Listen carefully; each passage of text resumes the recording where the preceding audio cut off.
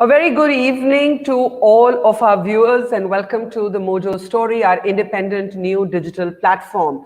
On the program today, we're here to ask you something that's really being spoken about a lot. Do we, the people, get the television news we deserve? Bias has long been an allegation that is made by trolls online, especially those who belong to the right wing.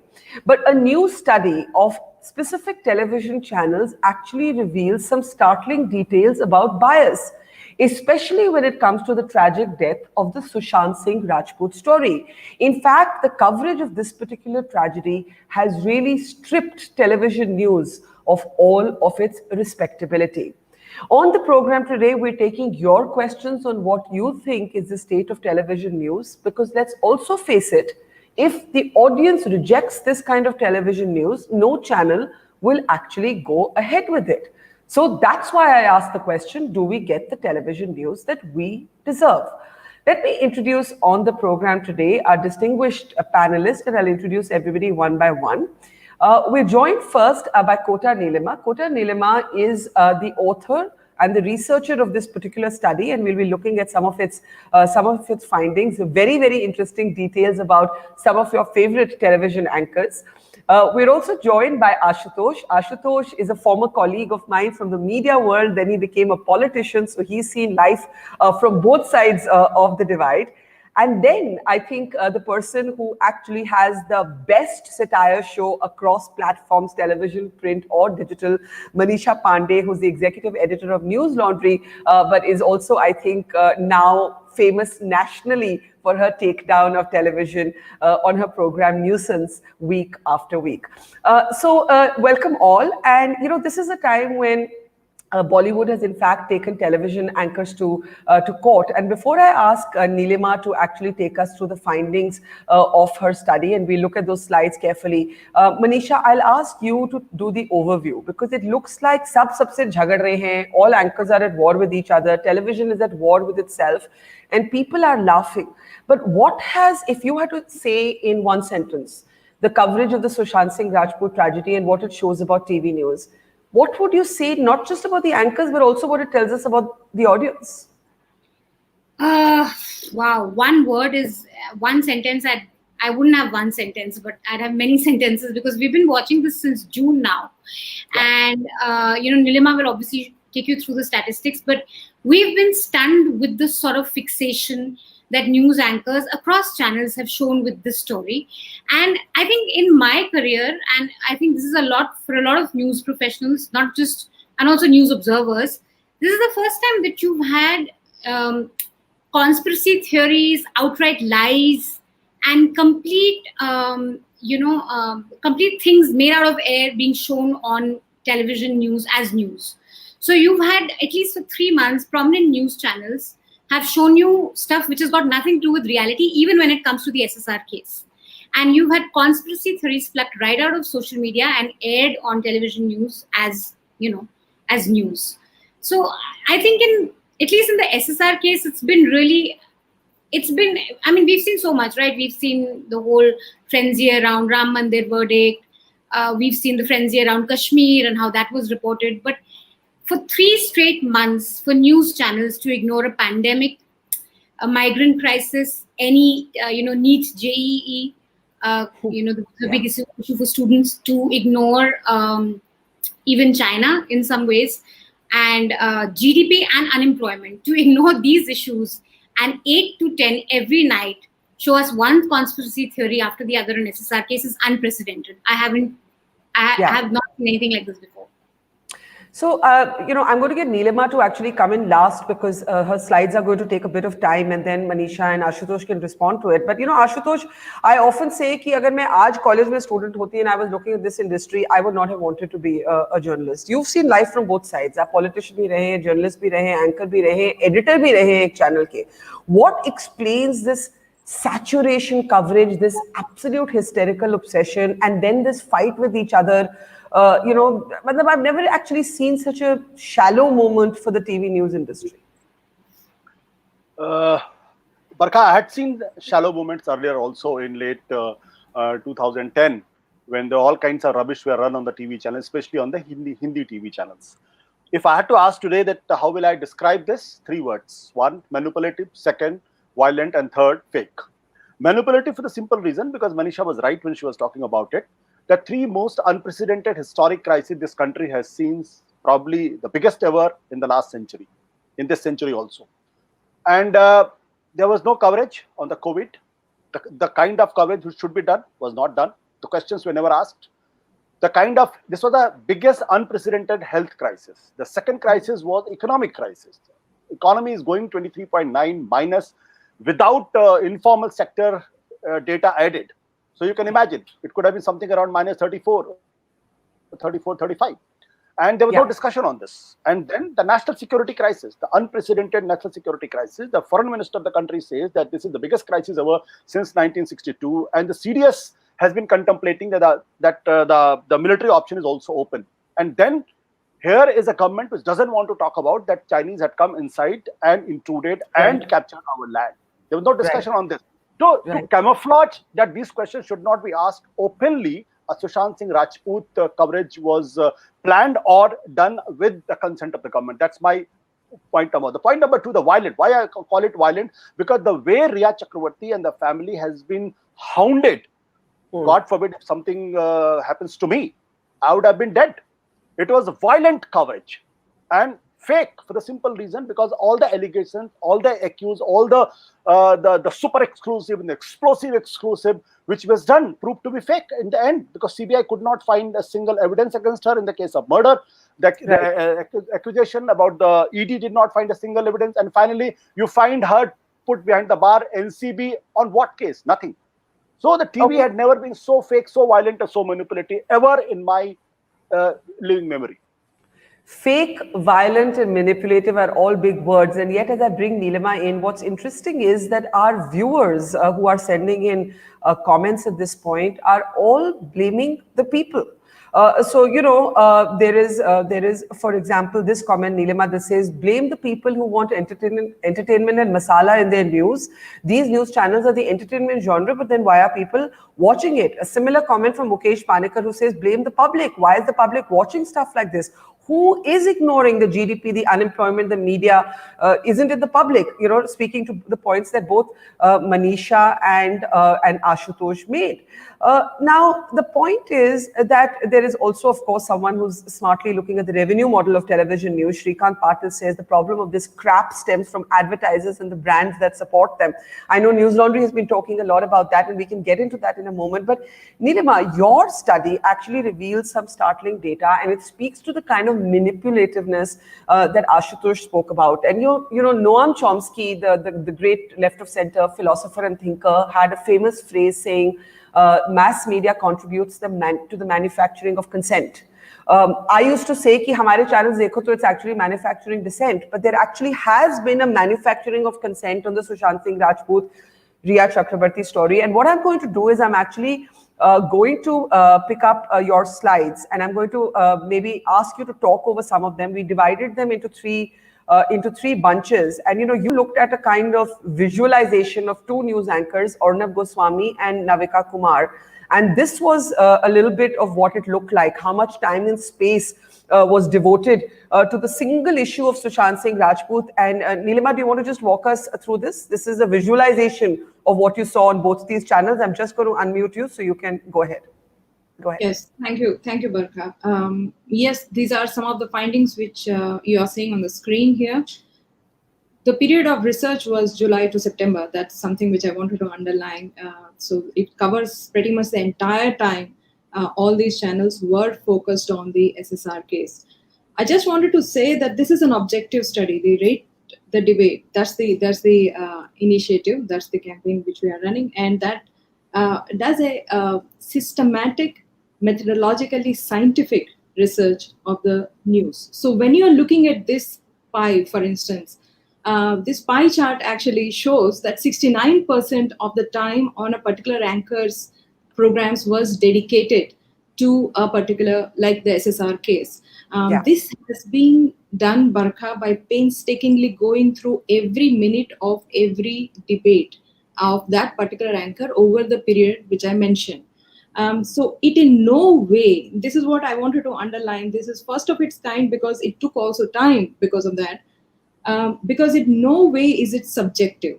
It is entirely objective and fact based. So when you are looking at this slide, for instance, this is the number of visualizations we have looked at. This, for instance, this is a very interesting slide of the bubbles, where we can see the focus is so much on Bollywood and other issues. Again, here is a pie chart which gives you an idea about how much time was spent. Hathras, 9%, as compared to 69% SSR, RIA, and others. So on one side, we all intuitively know what TV debates do.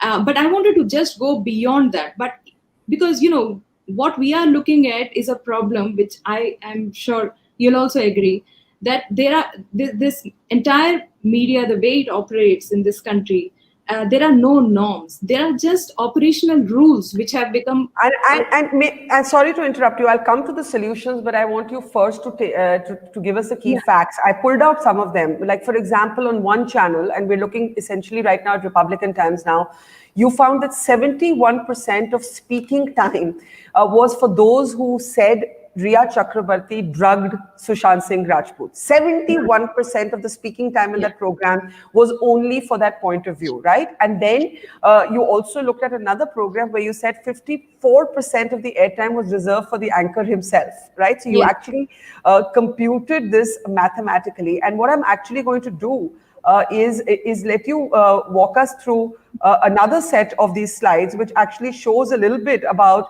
the percentage of time that was given to one point of view over the others, right? So here, for example, the speaking time was given to 65% of, was given to those who said Bollywood drove Sushant Singh Rajput's death. The others were given much less airtime. You can see that on your figure. They were either interrupted or they were just given less physical time. Here, 62% of airtime was given to those who said Sushant Singh was murdered. Right? And these are all mathematical findings. And 8% who said wait for probe.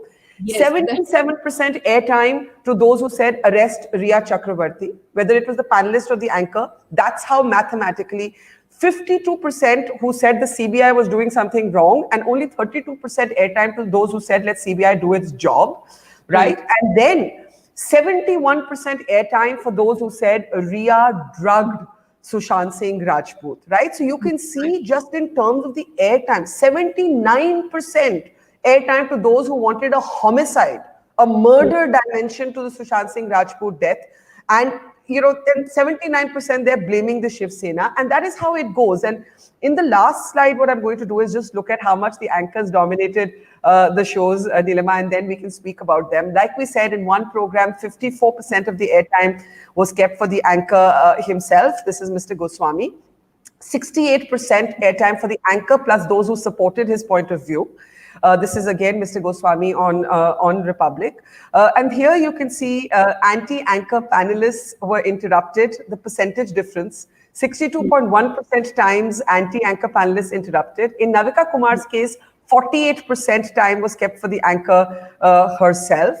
And, this is how Nilima has painstakingly looked at this. 69% of Navika's shows for anchor and supporting panelists. So this is how airtime was actually split up. And once again, here it's interesting, actually. This shows that anti-anchor panelists were interrupted, but neutral panelists on Navika's show did get their time. So there was a little bit of difference there between Republic and Times now. So Nilima, now complete your point in the light of these findings, and I'll get Manisha and Ashutosh to respond to this. No, I was just saying that unless we structuralize media, unless we structuralize TV debates, how are we ever going to bring reforms, especially the new generation reforms, which we need to?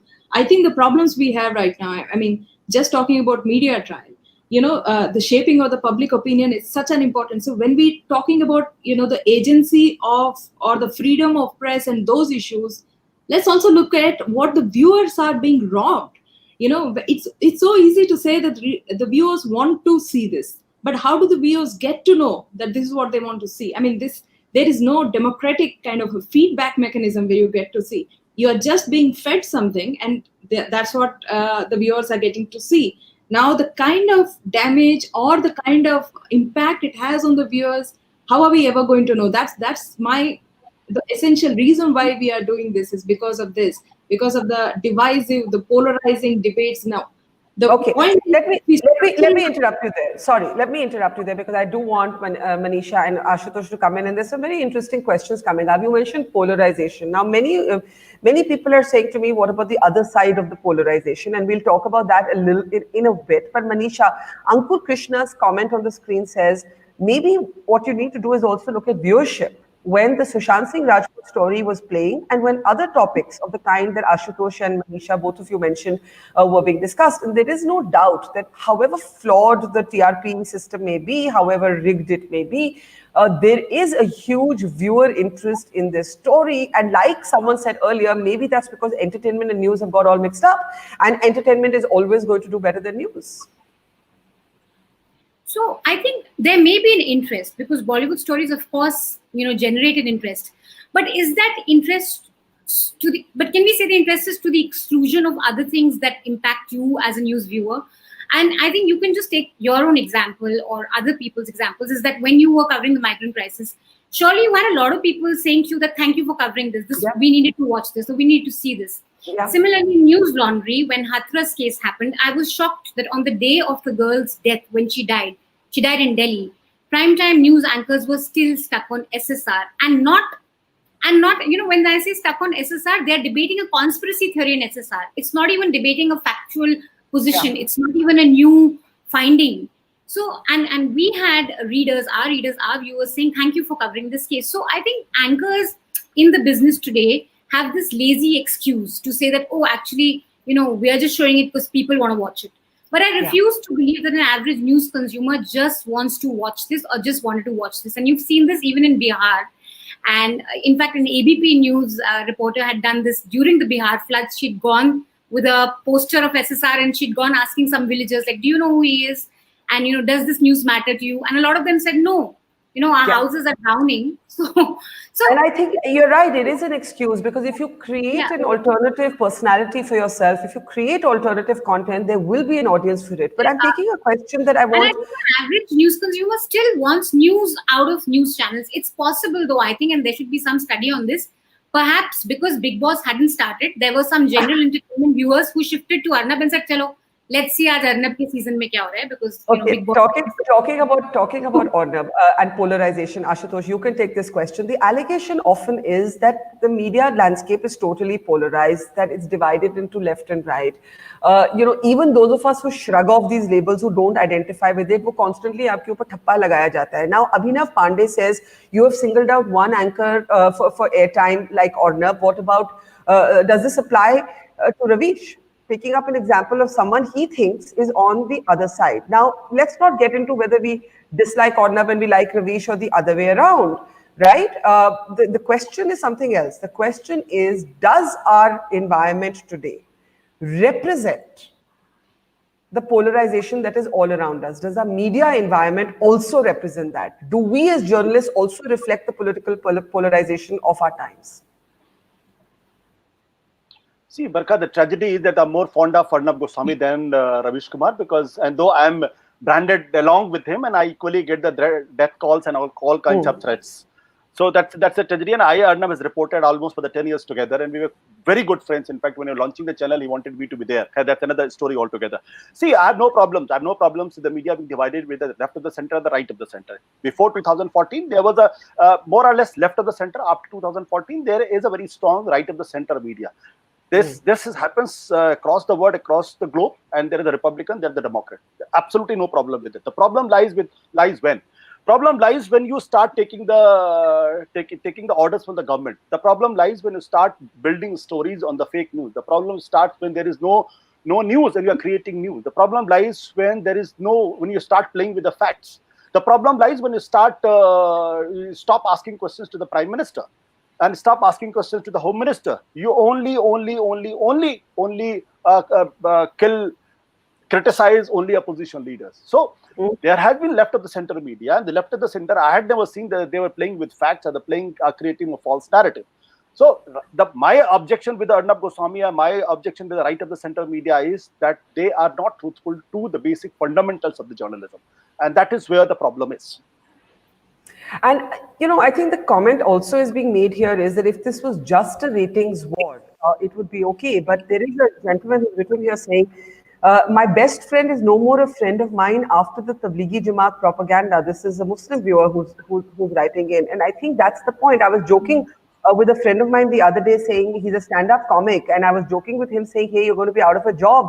The TV anchors are doing better than you. And then I paused and I said, but the difference is that some of this television news is actually dangerous. It's divisive, it's communal, it's misogynistic. So, if it was just a ratings war, who cares? Like, cover as much Bollywood as you want to. But I think, Neelima, the point you want to make by showing this mathematical breakdown of bias, right? It's mathematical, is that actually you're talking about vilification, you're talking about slander, you're talking about ruined reputations, you're talking about saying murder when there's no evidence to say murder. This is all dangerous. This is not about whether you like the BJP or not. Yeah. And also, I just want to correct that we have looked at all channels. It's not like we are being selective. Yes, we are just taking the most stark of those findings. It's not like, we have not, that's the whole point of being objective. This is what we have been correcting ourselves constantly of our own internal researcher bias, which constantly happens when you research. But one important thing which we have to understand is, because of these findings, we now know the kind of things which are being aired to millions of people on a daily basis. This can be now structurally solved. If you are looking at solutions, this is the way to go. Because if you go just by narratives, by subjective analysis of who likes what, if you're right wing, you like this, if you're left wing, you like this, I mean, there are going to be no solutions. The solutions have to be fact-based, and here are the facts. If anybody wants to look at a solution to what is happening on the media, this has to be the root, isn't it? But Neelima and Manisha and Ashutosh, I think a very thoughtful comment says that what you are talking about, meaning ki hum log jo baat kar rahe hain, this is for a very niche audience. This is not the primary target audience for the newsmongers. And unless the target audience evolves, how will this change? And I think it's an honest question. Not to give ourselves a compliment for being more informed or more evolved. I'm not doing anything fake like that. But I think there's a fair question in saying that we guys, Manisha, are a minority. We're a minority. I just don't buy this. I don't buy this whole thing that majority of people just want to watch the circus, or most people don't care. Because TRPs, that's another discussion altogether, but they're not representative of the very diverse news consumers that we have in India. I do think, especially when people are going through a pandemic, when there's so much unsurety around them, they do look to news to understand what's happening. And they do look to news for very hyper-local stuff also, like, okay, what is the, how are the hospitals doing around me? What are the cases around me? Where can I get help? And, you have cases of very hyper-local news outlets that have come in to fill the gap. So I honestly, and this is something that anchors say, and a lot of people despondent with the news ecosystem say that blame the audience. I honestly don't think a lot of regular news consumers want to see this circus day in and day out. I know people in my family who were okay or who didn't really hate Arnab, so to speak, have stopped watching him over the past 3 months because now you tune in at 9 o'clock, you don't know what's happening in the country. You just tune into a streaming match. And people still want news out of news programs. So I don't buy this thing that there's a niche audience that wants news and baki sabko tamasha hi dekhna hai.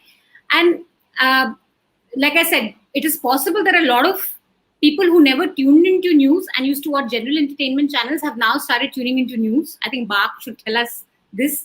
How many unique impressions have they got from people who usually used to go to general entertainment channels, and how many of those have started coming here? But regular people still want good news. And I can say this as someone who does a YouTube show on News Laundry. I know it's satire, but we also give them news of the week. We try and make an effort to at least put out 2 segments, which is to do with what they should care about. And we see so many comments where people say that, thank you for touching on this. Thank you for talking about this. Oh, I'm going to send this to my mother because she's addicted to this sort of news for entertainment. But I'm going to send her this and tell her that watch this because this is important. And I think that expectation of news has not died off people. I'm an optimist in that sense. But if that's the case, Ashutosh, then why are we seeing the kind of ratings war that we are? If Manisha is right and there is actually a hunger, there's a big enough audience, an audience that revenue can sustain, that advertisers are willing to back, why are we seeing the tamasha that we're seeing on our channels? See, first of all, the TRP war is because of the revenue. TRP is directly linked with the revenue. If you are the number one channel, obviously you'll get better rates in the market. So, Aaj Tak had been commanding the astronomical rates. So, obviously others are also tempted. They will do. If they can't beat them in the fair place, obviously they'll resort to something else. But that's besides the point. See, I'm a slightly different viewpoint on this. I think there has been a diversification of the news platforms. There is a newspaper, there is a digital space, there is a YouTube, there is a Facebook, there is a Twitter, there is all kinds of things are there. And people, they choose. I know many people who have stopped reading newspapers. They don't watch TV channels. They are only going to the digital platforms and read different newspapers, whatever they feel like. The problem with the television is very, very simple. The television is unfortunately or fortunately, it's a very emotional medium. It's a sensational medium by nature. If the blood is there on the TV, people will tend to watch. Even if the stop for a 2 seconds or 3 seconds, they will stop. If there is a shout there, people will look at there. It's like in Connaught Place, somebody is walking very quiet, very silently, and nobody notices him. If somebody just stops and shouts, and everybody will notice at that. So the TV is that kind of a phenomenon. So if somebody is creating a drama, somebody is creating a tamasha, obviously there will be bigger eyeballs. But that does not mean they take that TV channel seriously. But Ashutosh, there's a question that's coming in from Abhinav Pandey who says, Barkha, please comment on the behavior of digital media also in this context. That universe is even more polarized than TV. And I think that's an interesting question. I want you and Manisha to quickly respond, and then I want to go back to Nilima's study. I think I'm ideally placed for this question simply because I worked in the newspaper, I worked in the television for a longer time, and then I'm also experimenting for the last 2 years in the digital space. Digital is equally sensational. If you just change the thumbnail from one very simple thumbnail to a sensational thumbnail, suddenly your number of views will increase. And there are the people who are living on just making headlines, thumbnails very, very sensational, and they are not doing anything else. They are earning so much money from the YouTube, even they can cut a video from you, put a very sensational headline on the thumbnail, and suddenly they'll get the views in millions. And the same video, if I put on my channel with a very simple headline and a thumbnail, nobody will watch it. But for example, Manisha Palash has a question. I'm just going to read it out. Palash says, it is not the job of news media to reflect people's biases. It is their job to inform people. Else, what differentiates them from any other private company selling a product? Now, this is what we were taught in journalism school. This is what we were meant to do as journalists. Who is practicing this anymore? I often say that Indian media has gone through 3 phases. First, there was the tyranny of the state, which was government-controlled media. Then it was the tyranny of the market, which is advertisers-controlled media. And now it is the tyranny of the algorithm. And I think Ashutosh is right. The pressure to change the thumbnail, the SEO, the pressure to have a smart headline. So while we're all sitting here in judgment on television, where is this old-fashioned idea of journalism gone that Palash is raising? So look, there are 2 things here now. I think as a news professional, I'm talking about myself, and maybe that's true for you also. We all are hungry for viewers. I don't want to do a show for my friends and family. I do want to reach out to a lot of people, and I want to reach out. I mean, as journalists, I want my stories to reach out to people. It's not for my own little bubble. But I want to reach out being a journalist. I've made a choice that I'm a journalist. I'm going to tell the story. I'm going to tell the story in the most engaging way possible to reach out to as many people as possible. So yes, for that, I will use a thumbnail which is catchy. I will use headlines that are catchy. And that's not digital, right? Even newspapers did it, right? I mean, the headline, the front page, how you design, captions, pictures and stuff like that. So none of us can, live in a comfort zone, and no journalist, frankly, should be that lazy and comfortable to think that they don't have a responsibility towards the audience to be watchable or to be readable. We all owe it to our audience to be watchable and to be readable and to, reach out to as many people as possible. But we want to do that still being in the business of news. I'm not going to set up, a Big Boss like reality TV show and then say, this is how I'm going to get views, or I'm not going to run sensational headlines on, who's smoking what, or, who's ordered for how much hash or weed or whatever with zero substantiation and run it and say, this is news. So, of course, we all want to reach out. And there is, I mean, it is incumbent on journalists to I reach think out another way, and bring some new news. and I think another way of putting it would be that, when I was reporting on the migrant crisis, I could have taken two approaches. I could have come and lectured everybody and said, oh, look at what the migrants are going through. Or I could have tried to tell a good story. And the power of good storytelling, or the fact that we are obliged to tell a story in the best possible way, is never going to go away. And Manisha, I take your point on that. But here's the elephant in the room, and I'm taking it to Nilima. Prashant Shinde says, don't you think, Barkha, the time has come to have an independent regulatory mechanism to filter what is news and what is not? Now, we do have a Broadcasters Association. Ashutosh and I have been members of it. We have seen how it functions. We've seen now an attempt by other channels to have a parallel Broadcasters Association. So this too has got completely politicized. So let's look at solutions. And I'm just going to, bring up some of your slides again as we do that. Go ahead, Nilima. Just take us through what you think about regulation. Obviously, none of us would want government regulation. So what is the solution? Is the solution lie with what advertisers back, which has been a news laundry campaign? Does the solution lie elsewhere? So one of the things which has definitely failed is the self-regulation. I mean, I think we should be able to kind of admit by now that the self-regulation idea of media has not really worked out, which is sad, to be very honest, because that would have been the most ideal sort of solution. So when you're looking at regulation, then obviously there will be. I mean, I'm not surprised that there is a politicization of any media regulatory body. But having said that, how do we put firewalls? How do we put checks and balances so that that does not happen? Now, that's exactly what I hope our study at the Rate the Debate can actually contribute to, is create an index based on which you can, in an objective way, regulate news. For instance, look at the amount of time which is spent on, for instance, minority issues, which are more of talking about education or the more positive side of it rather than the divisive side of it. Why shouldn't there be a regulation on the amount of time which is spent talking about unemployment, about youth, about farmer suicides, about agricultural distress, about these issues which will never figure if 79 to 82% of the time on a news debate is spent in trying to speculate, or rather make public opinion that SSR was murdered or was it a suicide. So if you are bringing in, that's what I mean by next generation reforms. If you are bringing these kind of reforms, which are substantively going to restructure the news without affecting the freedom of expression either of the journalist or I'm the viewer. uncomfortable with this also. I feel that the regulation almost has to come from the audience. The audience has to accept or reject, because any other body is either governmental or or it's subjective, or I don't know what the solution is. So when you say this is mathematical data and it forms the basis for regulation, who will regulate this? Who are you suggesting will regulate it? And then we have 10 minutes left, so let's start closing down on what we think should happen. Go ahead, Nilima. No, I definitely think there should be a mechanism. Now we have algorithms for everything. Why don't we use this for this? For instance, why we should be able for the viewers to allow them to actually vote on whether a particular program is what they are wanting to see. Is the anchor performing properly? Why don't television channels provide this kind of feedback mechanism when they can get into homes and actually check on TRPs? I mean, this is something which can be done, right? I mean, I'm looking at possibilities. If one wanted to really change the situation, that is.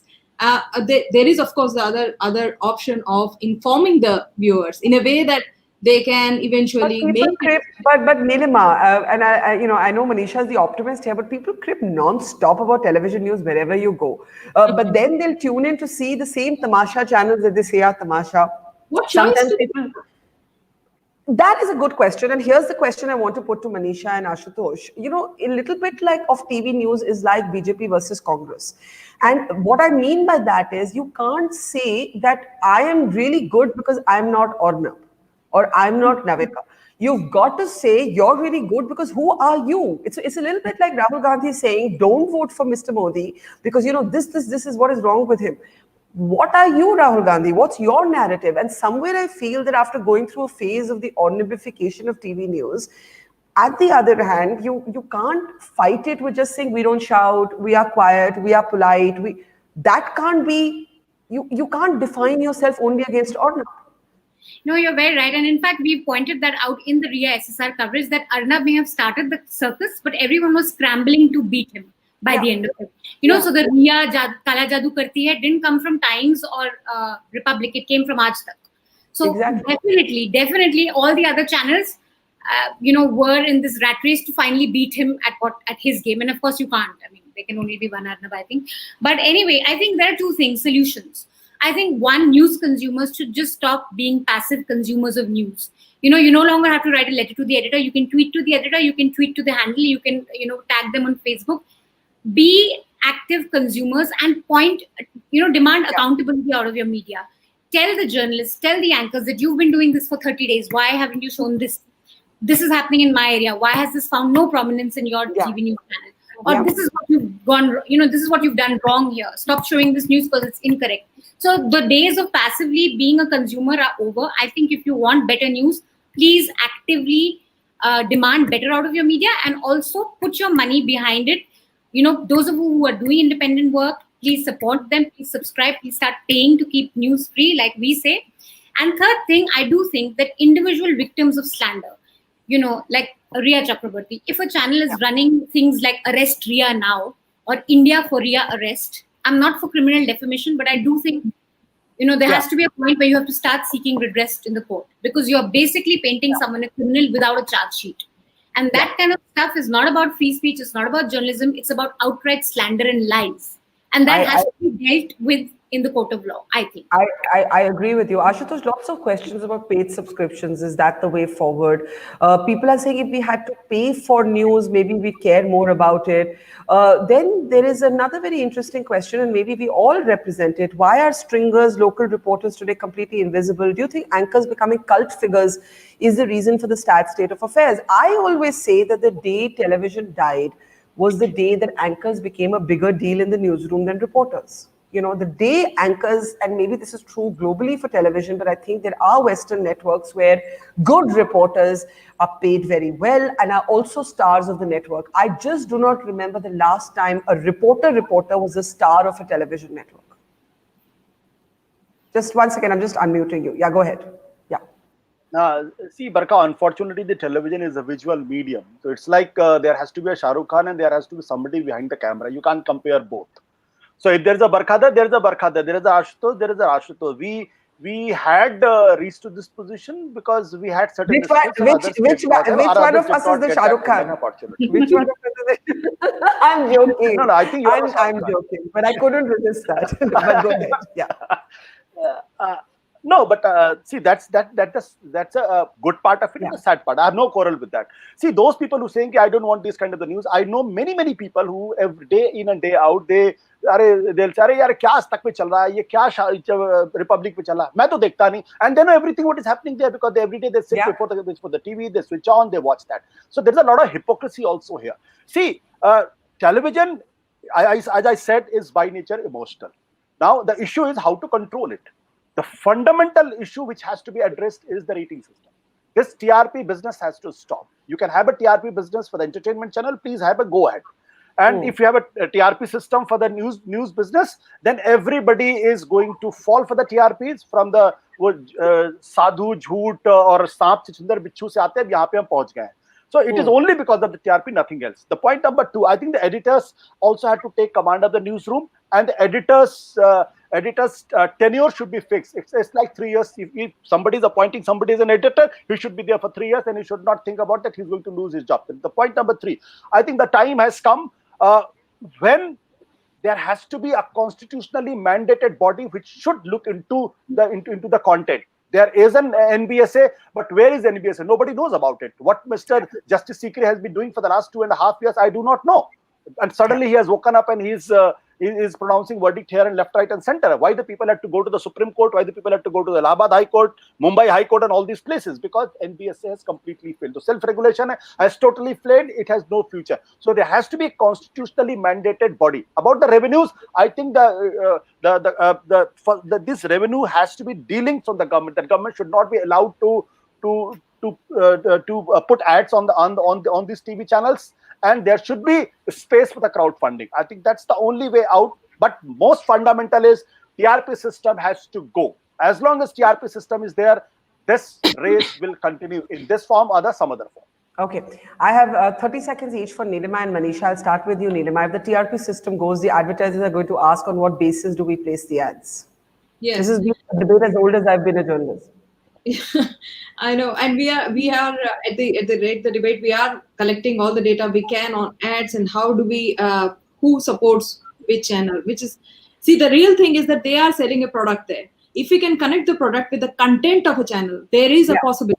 So that's what we are trying to look, and we'll be able to come back to you with the findings in a day, in a week, or 2 weeks. That is one thing. This could put a pressure on the advertisers. Number two, I just wanted to say that there has to be a way of knowing.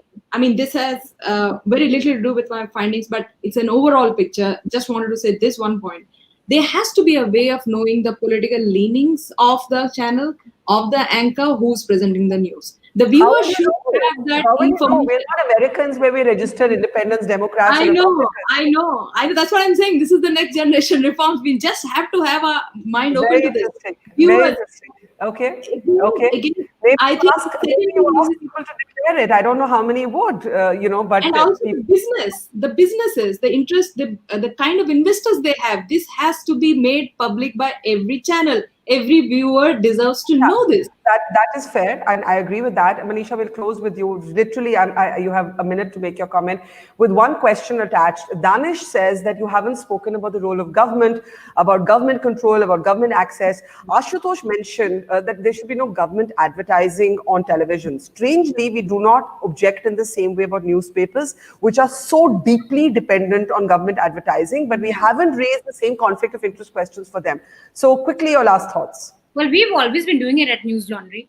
And in fact, we pointed out when Sudarshan went to court, when Sudarshan was taken to court, one of the prime advertisers was the Uttar Pradesh government. So here you have the Uttar Pradesh government using our taxpayers' money, pumping it into a channel which is talking about UPSC jihad. So we've always been raising the issue of government advertising and how problematic that can be. And which is why you can also look at the coverage that Hathras is getting in, say, Dainik Jagran, which is also getting, UP advertisements. But then are you saying you agree with Ashutosh that there should be no government advertising on any media? Because a lot of media organizations would fold. A lot of newspapers would fold. Yes, I mean, if you're a big news organization, advertisements will have to be thrown into a mix because you have a huge newsroom to run. But I personally believe that you have to move away from advertisements as much as you can towards a subscription-driven model.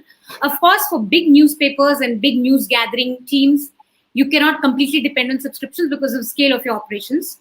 But some independence away from it is important. And it's not just advertisements also, it's conclaves also, no? When you have these big money-spinning conclaves, where you need the chief minister to come as the, chief guest. And frankly, every organization has been part of it. Some have been closer to some governments, some have been closer to other governments. So I think we should all own up to degrees on the spectrum. But I have to close here with just an ironic observation. I guess this is the kind of conversation that is almost dinosauric for the television that we now see. But this is the journalism some of us know how to do and will keep doing. I hope some of you support it. There are many comments, by the way, for Manisha saying, we love your show. Thank you. And we would like to see 2 episodes a week. So there is a great appetite, by the way. What it tells you is there's also great appetite to poke fun at those of us who are on the camera, which is why, not just because Manisha does her job so well, but because people do love to make fun of television anchors. And that's something for television anchors to reflect on. Like, how did we get to be the stage where we became caricatures of ourselves, right? That's something to reflect on. Either way, we're at an inflection point. Manisha, Nilima, very useful study. I hope we'll see a lot more data from you. And Ashutosh, thank you so much. And thank you to our audience. We'll be back in 15 minutes for another live program. We're looking at the debate over opening places of worship in Maharashtra. So don't miss that. That will be at 6 p.m. sharp. See you then. Bye, everyone. And thank you. Bye. Thank you.